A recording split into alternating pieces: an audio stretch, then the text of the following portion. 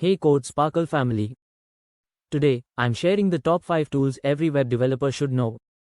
Let's jump right in. Visual Studio Code. This powerful code editor is a favorite among developers.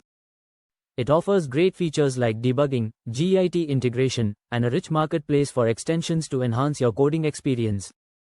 Git and GitHub version control is essential for tracking changes in your code. Git allows you to manage your projects effectively, while GitHub provides a platform for collaboration and sharing your code with others. Chrome Dev Tools. These built-in tools in Google Chrome are invaluable for debugging and optimizing your web applications. You can inspect elements, monitor network performance, and test responsive designs all in one place. Postman. For those working with Apis, Postman is a must-have. It makes it easy to send requests, test responses, and organize your API documentation, streamlining your development process. Figma. Design and prototyping are crucial parts of web development.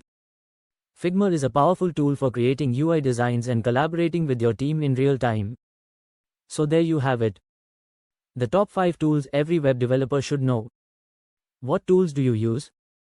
Share your favorites in the comments. Don't forget to like and subscribe for more coding tips.